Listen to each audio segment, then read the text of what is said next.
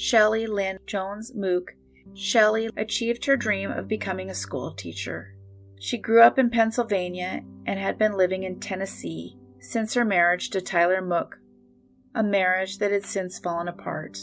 The 24-year-old mother was teaching reading and language at Harris Middle School in Shelbyville, Tennessee, and she was thriving there. Shelly and Tyler Mook were high school sweethearts, and at one point they were seen as the perfect couple. The high school sweethearts married as soon as they graduated from high school, having a wedding in Hawaii. Things were pretty great until she got pregnant. And then Tyler turned into a different person. He became more and more abusive, and when things were bad, her friends said they were pretty bad. The couple had been married for 6 years. Shelly had had enough of the abuse, and she divorced Tyler. But for his part, he had trouble letting her go. Tyler left her this message after the first day of teaching. Shelly, my love, congratulations on your first day of teaching. My love for you grows like wildfire. I'm polishing myself for you. He also goes on to tell her he's going to take her on a Caribbean cruise. Later writing, I love you with all of my heart, and I don't want anybody else but you. Shelly, however, wasn't interested in any of this, and the cruise never happened. They would both move on and meet and date other people. They seemed to both be doing better, and they were sharing custody of their daughter. On that last day, Shelly was to be moving to a new place to live. She was supposed to drop off her daughter at Tyler's house after school, and then travel to meet a maintenance man at her new apartment in Murfreesboro at 4:30 p.m. that Monday afternoon. But she never arrived. She had taken a few days off from work to move, so nobody missed her right away. She was set to move into an apartment about a half hour away. She'd even set up a substitute to cover her class. She was excited to be starting a new life in a new home. She was set to return to school that following Wednesday, but she never arrived, and that wasn't like her. Her school confirmed that she left around 3:30 p.m. that Monday afternoon, February 28, 2011. She went straight to her ex-husband's home to drop off their daughter, who was supposed to spend the night with her dad. This was the plan while Shelly moved.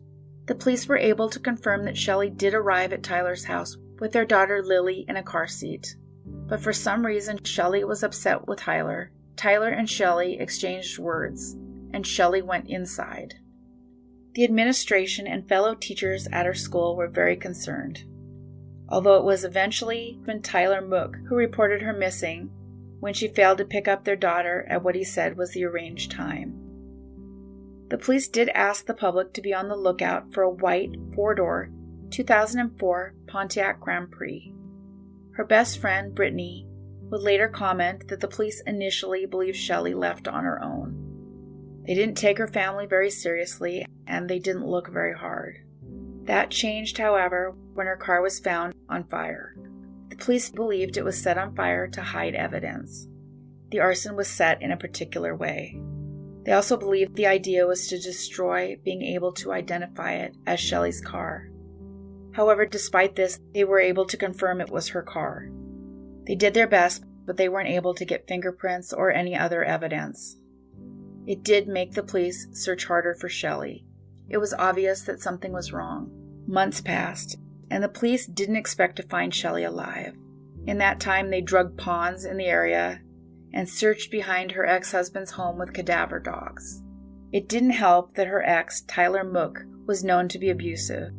When it became clear she was missing and everyone was looking for Shelly, Tyler made it clear he had zero desire to help. He was, in fact, adamant that he would not be cooperating.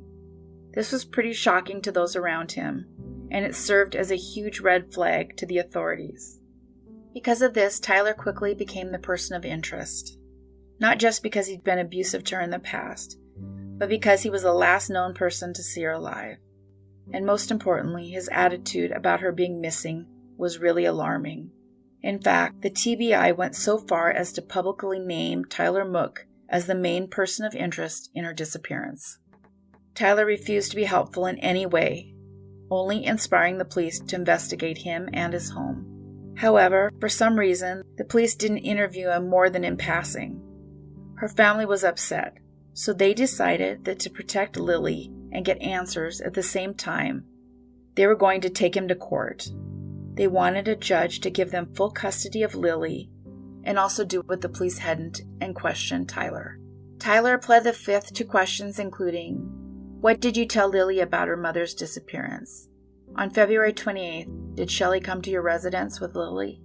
In fact, during his deposition, he asserted the Fifth Amendment right against self-incrimination more than 140 times, which is extremely abnormal in a situation where a parent is being honest.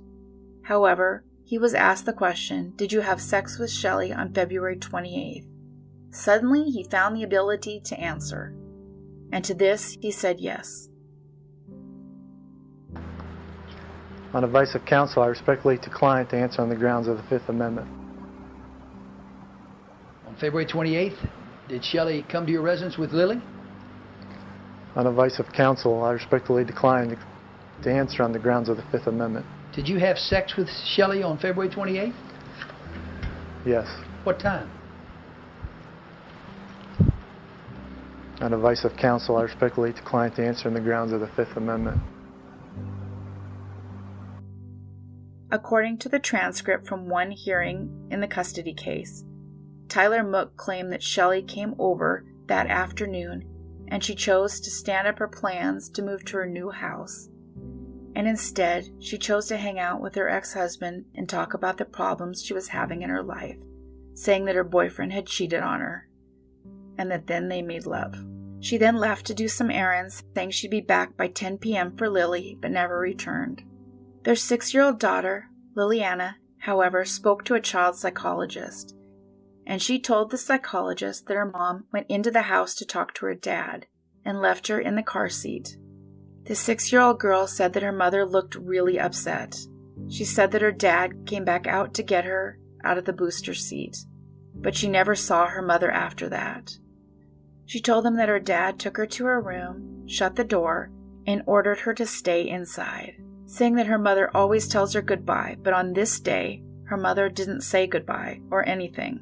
During the hearing, more disturbing things came to light.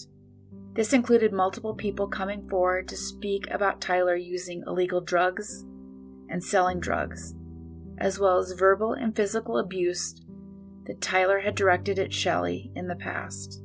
He frequently used emotional manipulations, like telling Shelly she was ugly, that no one would ever want her.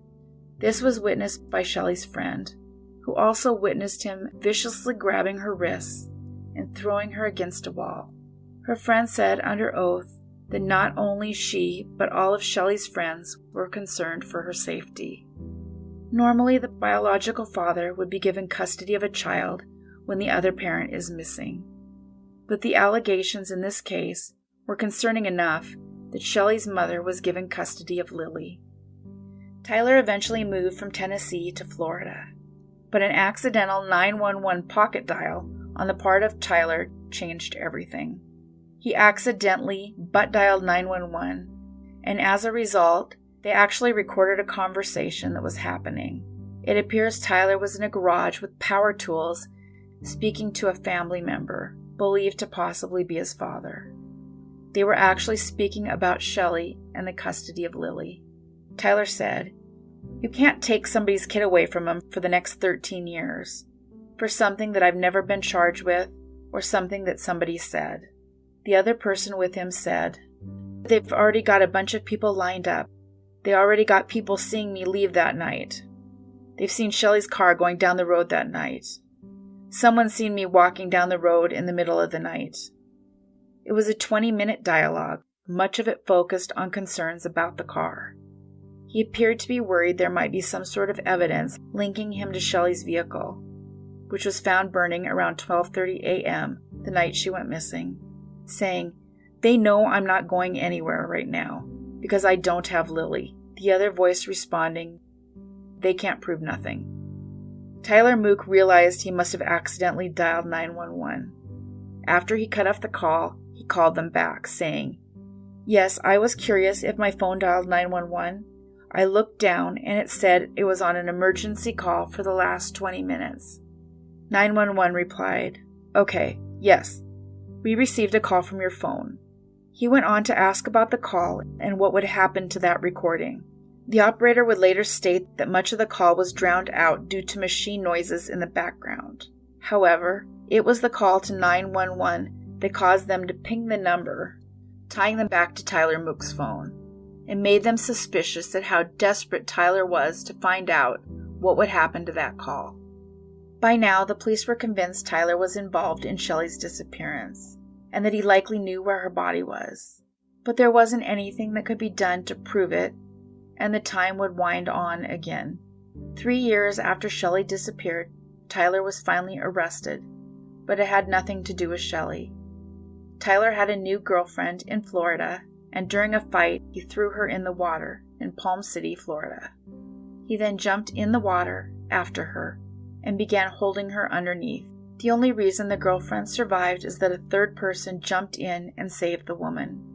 After the accident, Tyler told a witness, "No one disrespects me in front of my family.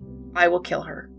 He was convicted of attempted first-degree murder, and he was sentenced to 12 years in prison. Shelly's daughter would continue to live with her grandmother, and not only Tyler, but his family was barred from contacting her or having visits. The young daughter, now 9, testified that her father and grandfather talked to her about wanting to burn down the home of Shelly Mook's mother. I was unable to confirm if Tyler is still in prison. I was able to locate 2 Mooks in the Florida prison, but neither of which were Tyler.